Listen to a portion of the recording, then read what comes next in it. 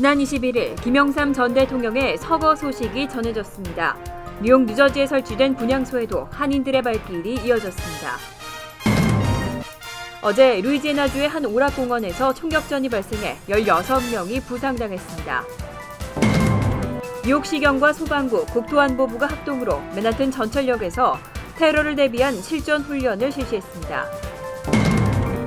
제20대 국회의원 재외선거의 유권자 등록에 일주일 만에 420여 명이 등록을 마쳤습니다. 전국 최대 보험사인 유나이티드 헬스케어가 2017년부터 오바마 케어의 불참 가능성을 밝혔습니다. 이상은 이 시각 주요 뉴스입니다. 여러분 안녕하십니까? KBN 뉴스입니다.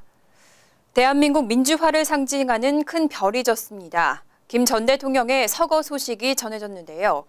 뉴욕과 뉴저지에 설치된 분향소에도 고인의 명복을 비는 한인들의 발길이 이어졌습니다. 뉴욕 총영사관은 오늘 오전부터 맨하튼 파크 애비뉴 뉴욕 총영사관 8층에 김영삼 전 대통령의 조문소를 설치하고 일반인들의 조문을 받고 있습니다. 조문소를 찾은 한인들은 한국의 민주화를 위해 고난의 길을 걸어왔던 고인의 생을 뒤돌아보고 대통령 취임 후 이룩한 금융실명제 등 주요 업적들에 대한 이야기를 나누는 모습이었습니다. 저희 뉴욕 총영사관에서는 고 김영삼 대통령을 위한 조문소를 월요일부터 시작해서 목요일 오후 5시까지 운영하게 됐습니다. 장소는 뉴욕 총영사관 8층이 되겠고요. 관심 있으신 많은 분들이 오셔서 조문하시기 바랍니다. 뉴욕 한인회와 뉴저지 한인회도 맨하튼과 플러싱 그리고 뉴저지의 한인회관에 분향소를 설치하고 한인 동포들의 분향을 받고 있습니다. 또 한국 그 역사에 아주 큰 획을 그으신 어르신인데 또 이렇게 너무 일찍 돌아가셔서 아주 또 슬프고 또 명복을 빕니다. 국가장으로 치러지는 김영삼 전 대통령의 장례 기간은 한국 시간 26일까지이며 연결식은 26일 오후 2시 국회의사당에서 거행됩니다. 뉴욕과 뉴저지 분향소는 오는 수요일까지 운영됩니다. 미국에서는 하루가 멀다 하고 총격 사고가 발생하고 있습니다. 주말에는 루이지애나주의 한 오락공원에서 수백 명의 군중이 모인 가운데 총격전이 발생했습니다. 이 사고로 16명이 부상당했습니다. 22일 미 루이지애나주 뉴올리언스의 버니프랜드 오락공원에서 비디오 촬영이 진행돼 수백 명의 군중이 모인 가운데 두 그룹 간의 총격전이 발생했습니다. 뉴올리언스 경찰은 성명을 통해 이번 총격으로 최소 16명이 부상했다고 밝혔습니다. 또 총격전을 벌인 두 그룹은 짧은 총격전 직후 모두 도주했다고 덧붙였습니다. 이날 총격전이 일어났다는 신고를 받고 출동한 경찰은 많은 군중들을 해산시켰습니다. 이후 도착한 구급차는 10명의 부상자들을 병원으로 이송했고 또 다른 6명은 민간 차량을 통해 인근 병원으로 이송됐습니다. 총격전의 원인은 밝혀지지 않았지만 한 경찰 관계자는 폭력 조직들 간의 갈등으로 총격전이 벌어진 것으로 추정된다고 설명했습니다. 추수감사절 퍼레이드 등 굵직한 행사를 앞두고 있는 뉴욕시가 테러 대비에 총력을 기울이고 있습니다. 지난 주말에는 뉴욕시경과 소방부, 국토안보부가 합동으로 맨하튼 전철역에서 테러를 대비한 실전 훈련을 실시했습니다.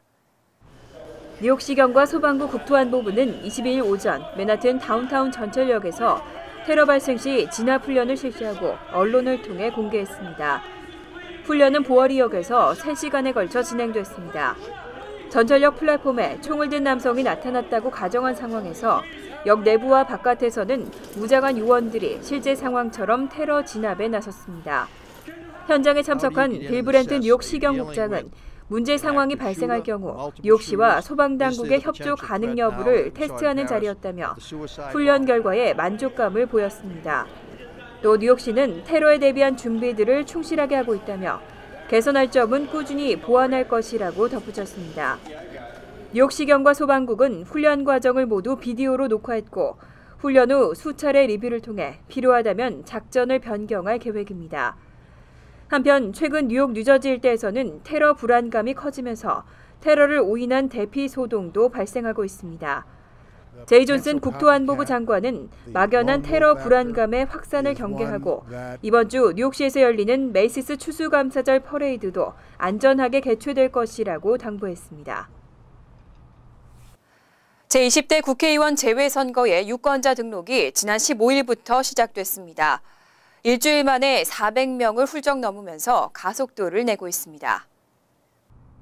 뉴욕 재외선거위원회에 따르면 지난 15일 등록이 시작된 이래 7일 만인 21일 오후 5시까지 약 420명이 유권자 등록을 마쳤습니다. 신분별로 보면 유학생이나 주재원 등 국외 부재자가 355명, 영주권자 등 재외선거인이 62명으로 총 417명입니다. 지난 2011년 실시된 제19대 국회의원 재외선거 유권자 등록 당시 첫 6일간 191명이 등록을 마쳤던 것과 비교하면 2배 이상 많은 수치입니다. 특히 이번 재외선거 유권자 등록부터는 인터넷 접수가 가능해지면서 등록자가 늘어난 것으로 분석되고 있습니다. 실제로 417명 중 82%, 342명은 인터넷 등록을 이용했습니다. 공관을 직접 방문한 등록자는 32명, 순회 접수를 통해 등록한 사람은 43명에 그쳤습니다. 이환규 재외선거관은 재외한인들이 인터넷을 통해 보다 편리하게 유권자 등록을 하고 있다고 설명했습니다. 또 앞으로 투표소를 추가로 설치하는 법안이 통과되면 더욱 탄력을 받을 것으로 기대한다고 덧붙였습니다. 뉴욕 재외선거위원회는 이번 주말부터는 매주 일요일 한인 교회를 방문해 현장 접수도 실시할 계획입니다. 내년 1월부터 5만 불 이상의 연방 세금을 체납한 시민권자는 여권 발급이나 갱신이 금지될 전망입니다. 체납 세금을 확보하기 위한 규정인데요. 관련 법안이 다음 달 연방 상하원을 통과할 것으로 예상되고 있습니다. 다음 달 연방 상원과 하원을 통과할 것으로 예상되는 고속도로 안전 예산 법안에는 연방 세금을 체납한 시민권자에게 여권 발급과 갱신을 금지하는 규정이 포함됐습니다. 이 규정에 따르면 연방 세금을 5만 달러 이상 체납한 시민권자에게 국무부는 여권 발급과 갱신을 불허하고 있습니다. 특히 5만 달러라는 금액은 세금뿐 아니라 체납 세금으로 인한 각종 벌금과 이자 등이 포함되어 있습니다. 또 법안 자체에는 개인소득세와 법인세 구분 없이 연방 세금으로만 정의돼 있어 현재로선 모든 종류의 연방 세금을 체납한 경우로 풀이되고 있습니다. 이 규정은 체납된 세금을 환수하기 위한 규정으로 앞으로 10여 년간 총 3억 9,800만 달러를 환수할 수 있을 것으로 예상됩니다. 주로 고소득자들에게 영향을 줄 것으로 전망되고 있지만 일부 세금 전문가들은 벌금과 이자가 포함되기 때문에 일부 중산층도 해당될 수 있다고 지적했습니다. 한편 만약 밀린 세금에 대한 할부 납부 프로그램이나 소송 등으로 법원에 계류 중인 경우에는 규정이 적용되지 않습니다. 전국 최대 보험사인 유나이티드 헬스케어가 2017년부터 오바마 케어의 불참 가능성을 밝혔습니다. 수익성이 현저히 떨어진다는 이유인데요. 전체 보험업계와 개인 가입자들에게도 큰 여파를 미칠 것으로 우려되고 있습니다. 유나이티드 헬스케어 모회사인 유나이티드 헬스그룹 측은 오바마 케어 건강보험의 수익성이 현저히 떨어진다고 지적했습니다. 또 내년도 1분기 실적을 검토한 후 2017년부터 오바마 케어 플랜 판매를 지속할지 여부를 최종 결정하겠다고 밝혔습니다. 유나이티드 헬스케어는 올 들어 오바마 케어 건강보험 운영으로 인해 약 7억 달러의 손실을 기록했습니다. 올해 4분기 수익 실적은 예상보다 4억 2,500만 달러나 떨어질 것으로 추산되고 있습니다. 대형 보험사인 유나이티드 헬스케어가 오바마 케어에 불참할 경우 보험업계와 가입자들에게 미칠 여파는 상당히 클 것으로 전망됩니다. 또 수익성 개선을 위한 대안을 찾지 못할 경우 다른 보험회사들도 줄줄이 불참을 선언할 가능성이 크다는 우려도 제기되고 있습니다. 특히 유나이티드 헬스케어의 실버 플랜은 가장 많이 알려진 플랜 중 하나로 이 보험사의 불참이 확정되면 저렴한 플랜을 모색하는 가입자들은 건강보험 가입에 상당한 어려움을 겪을 것으로 예상되고 있습니다. 뉴저지 팰리세이즈 파크타운에 경찰 신규 채용에 130명이 넘는 인원이 지원했습니다. 당초 타운 정부는 한국어 구사가 가능한 경찰 2명을 신규 채용하겠다고 밝혔는데요. 경쟁이 치열한 만큼 어떤 인재가 채용될지 관심이 쏠리고 있습니다. 뉴저지 팰리세이즈 파크타운 정부는 지난 17일 지역 언론 레코드에 채용 공고를 낸 결과 모집 마감 시한인 19일 오후 4시 30분까지 131명이 지원했다고 밝혔습니다. 단 사흘 만에 100명이 훌쩍 넘는 지원자가 몰렸습니다. 지나킴 펠파클럭은 지원자 가운데 한인이 몇 명인지는 아직 파악되지 않았다고 전했습니다. 앞서 지난달 말 타운 정부는 한국어 구사가 가능한 경찰 2명을 채용할 계획을 밝혔습니다. 이와 함께 펠파 교통경찰로 일하는 20대 한인 2명을 유력한 후보로 거론하면서 늦어도 올해 안에 채용 절차를 완료하겠다고 발표한 바 있습니다. 하지만 한국어 구사 가능 여부 등 주민을 위한 경찰 채용에 보다 투명한 절차가 필요하다는 지적이 제기되면서 타운 정부는 경찰을 공개 채용하겠다고 밝혔습니다. 한편 많은 지원자가 몰리면서 채용에는 다소 시간이 걸릴 것으로 전망됩니다. 지나킴 클럭은 지원 서류 검토나 인터뷰 등 채용 절차를 밟기 위해 시간이 다소 필요하다고 설명했습니다. 지난달에는 한국전쟁에서 숨진 미군 유해의 신원이 65년 만에 밝혀지면서 가족의 품으로 돌아오기도 했었죠. 미 국방부의 전쟁포로 실종자 확인국이 올해는 이렇게 한국전쟁에 참여했다가 전사한 미군 39명의 신원을 확인했다고 밝혔습니다. 미국 국방부의 미군 전쟁포로 실종자 확인국이 올해 39위의 유해 신원을 확인한 것으로 알려졌습니다. 최근 전쟁포로 실종자 확인국의 리터커 공보관은 미국의 소리방송과의 인터뷰에서 2015 회계연도에 한국전쟁에서 전사한 미군 39명의 신원을 확인했다고 밝혔습니다. 터커 공보관은 2011년 미군의 유해 감식을 전담하는 K280 프로젝트 팀을 출범한 뒤 최고의 성과라고 덧붙였습니다. 전체 39위의 유해 가운데 K280 프로젝트 팀이 29위의 신원을 확인했고 또 다른 감식단인 펀치볼 프로젝트 팀이 10위의 유해 신원을 확인했습니다. K280 팀은 북한이 1990년부터 1994년까지 미국에 넘긴 600위가량의 미군 유해 감식을 전담하며 2012년 20위에 이어 2013년 18위, 2014년 23위의 신원을 확인해왔습니다. 펀치볼 팀은 1954년 하와이 호놀룰루의 전쟁 기념묘지에 묻힌 한국전쟁 전사자를 대상으로 신원을 확인하고 있습니다. K280 팀을 이끄는 한국계 인류학자 제니진 박사는 팀원들의 노력과 과학적 감식 기법의 활용으로 유해 감식의 효율성을 획기적으로 높일 수 있었다고 설명했습니다. 잠시 후 KBN 뉴스가 계속됩니다.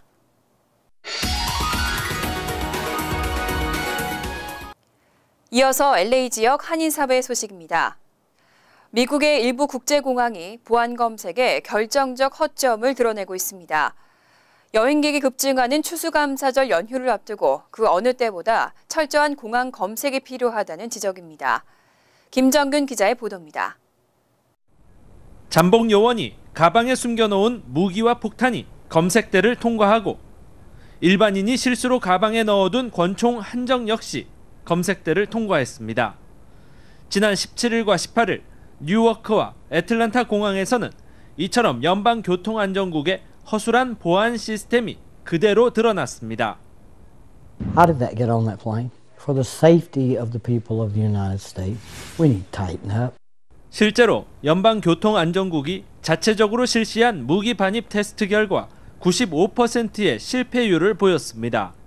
게다가 14년 전 9.11 테러 당시 테러범들이 사용한 커터칼도 보안 검색대를 그대로 통과해 탑승객들의 안전이 보장되지 못하고 있음을 입증했습니다. Fundamentally, TSA hasn't changed since 9/11. We make the same mistakes. 연방국토안보부가 실시한 공항 안전조사에서 국내 8개 공항이 부적격 판정을 받은 것으로 드러났습니다. 뉴욕의 JFK 국제공항과 뉴워크, 애틀랜타, 샌프란시스코 공항 등이 이들 공항에 포함됩니다. 한편 연방교통안전국은 이처럼 연일 드러나고 있는 허술한 보안 검색에 대해 검색대에 설치된 엑스레이의 문제점을 지적하며 좀 더 철저한 검색을 위해 힘을 쏟겠다는 말만 되풀이하고 있습니다. MBC 뉴스 김정균입니다. 월드리포트입니다. 새처럼 자유롭게 하늘을 나는 건 인간의 영원한 꿈일 텐데요. 이런 꿈을 실현시켜줄 1인용 비행장치, 일명 제트팩이 속속 등장하고 있습니다. 내년에는 판매를 위한 출시도 계획돼 있습니다. 미국 뉴욕의 상징인 자유의 여신상. 그 주변을 한 남성이 배낭 하나만 맨 채 자유롭게 날아다닙니다. 배낭의 정체는 1인용 비행장치인 제트팩. 지난해 열린 워싱턴의 한 과학 행사장에서도 제트팩은 사람들의 시선을 단숨에 사로잡았습니다. Basically, you have two of these tanks that are holding the fuel, and nitrogen gas is pushing it out.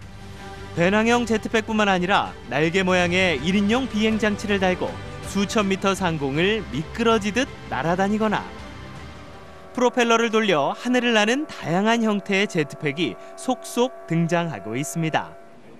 이 가운데 처음으로 뉴질랜드의 마틴사가 내년 하반기부터 제트팩을 판매하겠다고 선언했습니다. 프로펠러 추진 방식인 마틴 제트팩은 지상 1000m 가까이 올라가 시속 70km 정도로 30분 안팎 비행할 수 있습니다. 2-litre V4 engine at the back, which puts out about 200 horsepower. The air coming out of the bottom of the fan. 두바이 소방당국과는 이미 판매 계약도 체결했습니다. 고가 사다리나 헬리콥터가 접근하기 어려운 재난 현장에서 특히 유용하다는 겁니다. So the first customers will be the first responder customers, fire, police, ambulance. So if you think about the high-rise buildings, you may have a problem with fire or anything else. Great possibility of rescuing people using the jetpack. 조작법도 그리 어렵지 않습니다. So all this hand does is make you go up or down or hover. If you want to go faster, then you need to lean forward more. 안전 문제가 제기돼 왔지만 착륙할 때나 위급 상황에서는 낙하산이 자동으로 펼쳐져 조종사와 기체를 보호한다고 설명합니다. 한 대당 가격은 우리 돈으로 2억 원 안팎. 적지 않은 돈이지만 하늘을 날고 싶은 사람들은 기대에 부풀어 있습니다.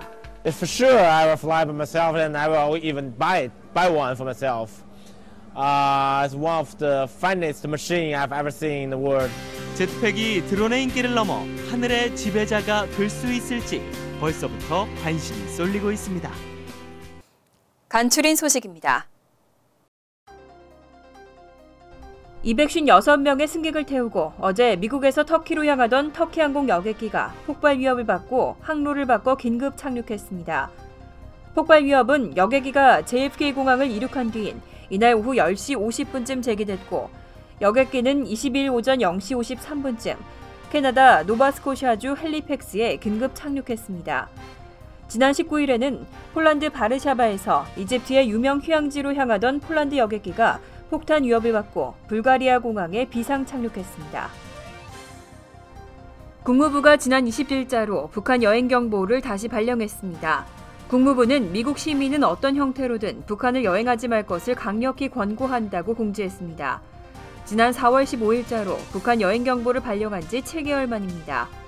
국무부는 북한 당국이 자국의 형법을 임의로 적용하면서 체포 또는 장기 구금의 위험이 있고 합법적으로 입국한 미국 시민까지 체포하고 있다고 경고했습니다.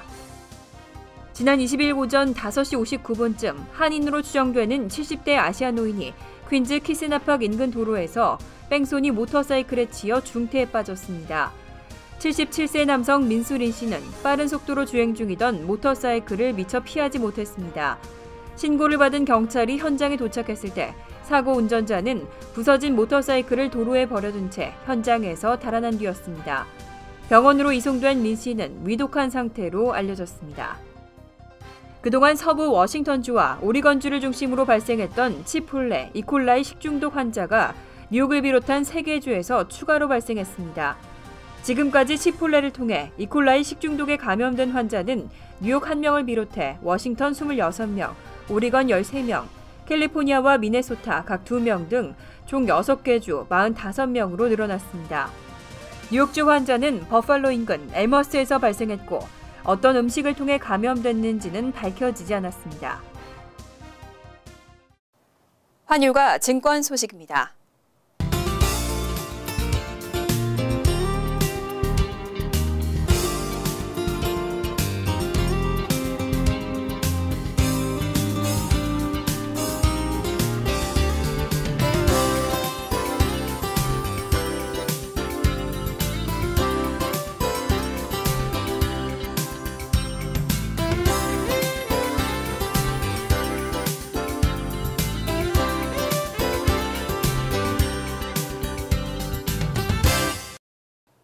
이어서 날씨입니다.